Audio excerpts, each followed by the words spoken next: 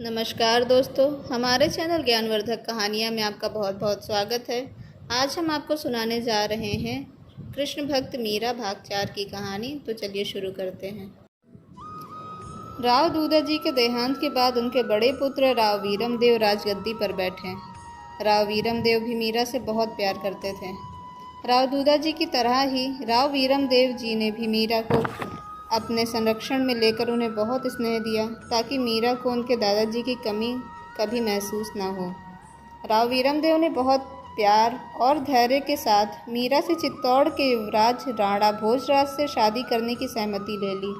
हकीकत में जब युवराज राणा भोजराज का चित्र लेकर राव वीरमदेव मीरा के पास पहुँचे थे, उस समय मीरा अपने प्रिय श्री कृष्ण की यादों में खोई हुई थी।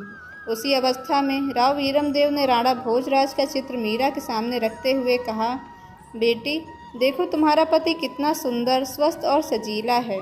इसके साथ तुम जीवन का हर आनंद, हर सुख प्राप्त कर सकती हो।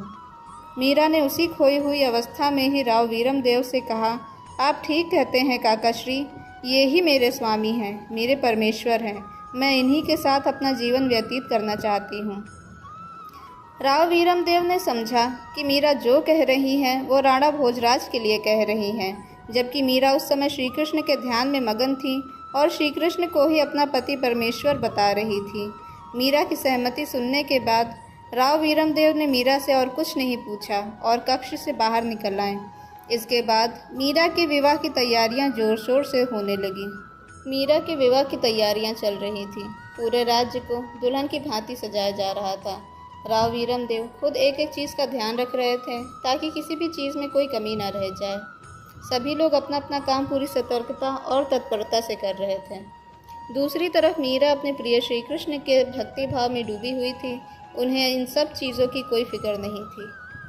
विवाह के दिन चित्तौड़ के महाराणा संग्राम सिंह अपने पुत्र युवराज राणा भोजराज और अनेक राजाओं, सामंतों और योद्धाओं के साथ बाराती के रूप में मेड़ता में पधारे। मेड़ता में प्रचलित रीति रिवाजों के साथ बारात का सत्कार हुआ। सभी बारातियों का आदर सत्कार किया गया। सन 1516 में निर्धारित मुहूर्त में मीराबाई का राणा भोजराज के साथ विवाह संपन्न हो गया। राव वीरमदेव ने उपहार स्वरूप राणा भोजराज को बहुमूल्य वस्त्र और आभूषण दिए। इसके अलावा कई गांव भी राणा भोजराज को दिए गए।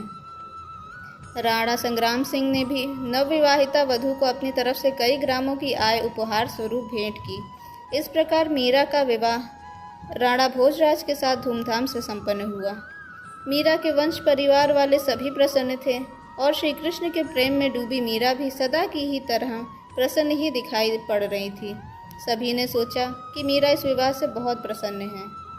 मीराबाई का चित्तौड़ के युवराज राणा भोजराज से विवाह संस्कार संपन्न तो हो गया, लेकिन मीराबाई पर इस विवाह का कोई प्रभाव न पड़ा था। वो जैसी पहले थी वैसी ही विवाह के बाद भी थी। उनके लिए कुछ भी नहीं बदला था। विवाह के फेरे आदि संस्कार के बाद वह अपने कक्ष में जाकर फिर से श्री कृष्ण की भक्ति में लीन हो गई। विदाई के समय जब जयमल ने मीरा के कक्ष में आकर देखा तो मीरा भाव विभोर होकर भगवान श्री कृष्ण की मूर्ति के सामने नृत्य कर रही थी। यह देखकर जयमल को कुछ अटपटा सा लगा। उसे मीरा की विदाई टेढ़ी खीर दिखाई देने लगी। जयमल वहां से चुपचाप लौट आया और राव वीरमदेव को सारी बात बताई। तब सबने मिलकर एक निर्णय लिया। उस निर्णय के अनुसार भगवान श्री कृष्ण की मूर्ति को पालकी में रखवा दिया गया और मीरा से उसे उसके पति के साथ विदा करने की बात कही गई। इस प्रकार मीरा ने कोई आपत्ति नहीं की और वह सहज भाव से श्री कृष्ण की मूर्ति के साथ पालकी में बैठा दी गई। मीरा ने सोचा कि उनकी विदाई उनके पति श्री कृष्ण के साथ की जा रही है, तो वे भी खुशी खुशी विदा होने को तैयार हो गई।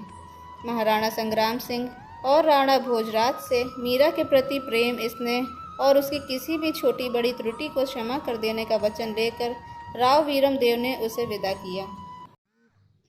इसी तरह की और रोचक कहानियाँ सुनने के लिए हमारे चैनल ज्ञानवर्धक कहानियाँ को लाइक और सब्सक्राइब करें। धन्यवाद।